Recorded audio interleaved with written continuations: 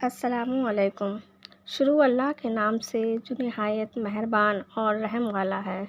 دوستو، پچھلی ویڈیو میں ہم نے آپ کو آدم علیہ السلام کے بارے میں بتایا کہ ان کو کس طرح کس مٹی سے پیدا کیا گیا، ان کے اندر روح پھونکی گئی تو سب سے پہلے کون سی چیز بنی، انہوں نے کیا دیکھا اور روح آنے کے بعد ان کا پہلا کام کیا تھا۔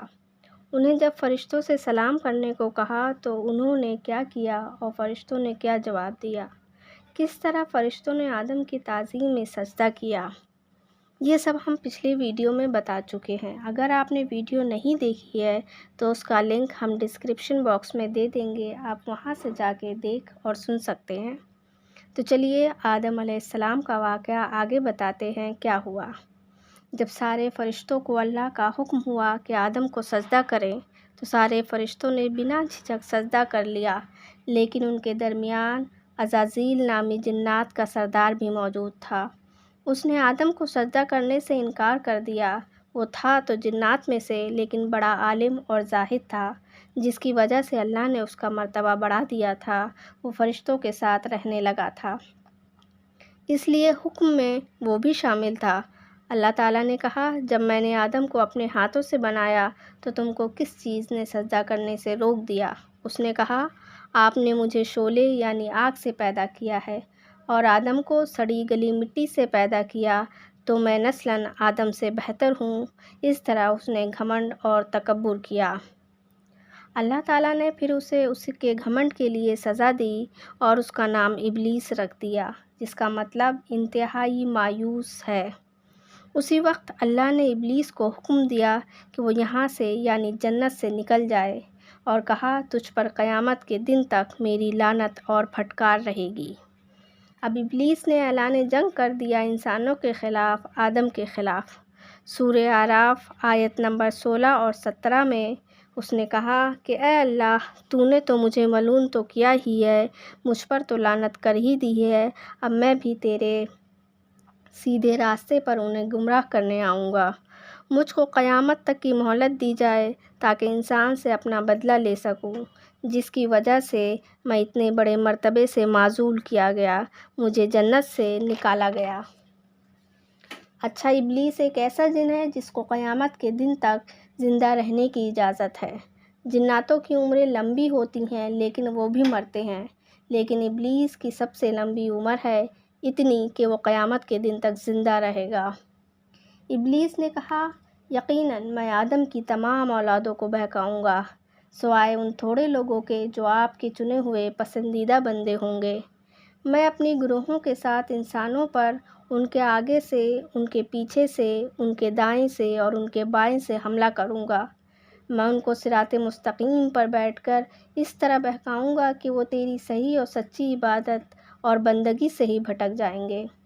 اللہ تعالیٰ نے فرمایا کہ جا، تجھ کو قیامت تک کی مہلت دی جا رہی ہے، اور پھر اس کو جنت سے نکال دیا۔ اب اس نے ٹھان لیا کہ میں بھی آدم کو جنت سے نکلوا کے رہوں گا، اور اس نے پوری کوشش کی آدم علیہ السلام کو جنت سے باہر نکلوانے کی۔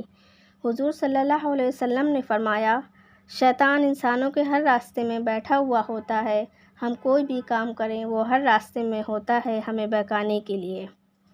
اللہ تعالیٰ نے کہا کہ جا، جس طرح چاہے انسانوں کو بہکائے، چاہے وہ میوزک، گانے، ناچ، جھوٹ، فریب، چوری، ڈکیتی، قتل، زنا، حرام کے ذریعے مال کمانے، دیوی دیوتاؤں کی پوجا کرنے، جس طرح چاہے بہکائے، لیکن یاد رکھ، انسانوں میں سے جو بھی تیرے کہنے میں آئیں گے سب تیرے ساتھ جہنم میں جائیں گے، لیکن تم کو یہ اختیار صرف بہکانے، پھسلانے اور ترغیب دینے کی حد تک ہے، تو کسی پر زور زبردستی نہیں کر سکتا، تمہارا بس ہمارے نیک بندوں، سچے اور مخلص عبادت گزاروں پر نہیں چلے گا۔ اب آگے حوا علیہ السلام کے بارے میں بتاتے ہیں، یعنی پہلے انسان جو تھے وہ مرد تھے یعنی آدم علیہ السلام، دوسری جو انسان تھے وہ حوا علیہ السلام تھیں۔ آدم علیہ السلام کی جو بیوی تھیں، انسانوں کے اعتبار سے تو حوا دوسرے نمبر پر لیکن عورتوں کے اعتبار سے پہلی تھیں۔ اب ان کی پیدائش کیسے ہوئی؟ سورہ نساء آیت نمبر 1 میں اللہ تعالیٰ نے فرمایا، اے انسانوں، اس رب سے ڈرو جس نے تمہیں ایک نفس سے پیدا کیا اور اسی سے اس کا جوڑا بنایا، اور پھر ان دونوں سے کثرت سے مرد اور عورت اس دنیا میں پھیلا دیے۔ یعنی پہلے انسان سے دوسرا انسان بنا، پہلا انسان مرد اور دوسرا انسان عورت تھی جس کا نام حوا تھا۔ اللہ تعالیٰ نے حضرت آدم علیہ السلام کو زمین پر بھیجنے سے پہلے امتحان اور آزمائش کی غرض سے کچھ عرصے کے لیے جنت میں رکھا۔ وہ جنت میں اکیلے رہے، لیکن اکیلے ہونے کی وجہ سے غمگین اور اداس رہتے تھے۔ نبی اکرم محمد صلی اللہ علیہ وسلم کا ایک فرمان ہے اور تمام لوگوں نے اس روایت کو نقل کیا۔ حضرت ابن عباس فرماتے ہیں کہ حوا کو آدم کی سوئی ہوئی حالت میں ان کی بائیں پسلی سے ایک خوبصورت عورت کی شکل میں پیدا کیا۔ پسلی نکال لی گئی، حوا پیدا کی گئی اور وہاں گوشت لگا دیا گیا۔ پسلی کی خصوصیت ہوتی ہے کہ وہ سب سے ٹیڑھی چیز ہوتی ہے انسانوں میں۔ بخاری کی حدیث ہے، ابو ہریرہ اس کے راوی ہیں، فرماتے ہیں کہ رسول صلی اللہ علیہ وسلم نے فرمایا، عورتوں سے حسن سلوک کی نفسیت قبول کرو، کیونکہ وہ پسلی سے پیدا کی گئی ہیں، یعنی عورتوں سے اچھا سلوک کیا کرو، کیونکہ وہ سب سے ٹیڑھی اور چھوٹی پسلی سے پیدا کی گئی ہیں۔ اگر تم اس کو بہت زیادہ سیدھا کرنے کی کوشش کرو گے تو اس کو توڑ بیٹھو گے۔ یعنی عورتوں میں کچھ فطری کمزوری ہوتی ہے اور یہ اس کی برائی نہیں بلکہ اس کی فطرت میں ہے۔ اب ان کو پیدا کرنے کے بعد آدم کے ساتھ حوا کا نکاح کر دیا گیا۔ دونوں جنت میں میاں بیوی کی حیثیت سے رہنے لگے۔ سورہ بقرہ آیت نمبر 35 میں اللہ نے آدم سے فرمایا کہ تم دونوں جنت میں آرام سے رہو، یہاں نہ بھوکے رہو گے، نہ پیاسے، نہ ننگے ہوگے، نہ دھوپ سے تکلیف ہوگی۔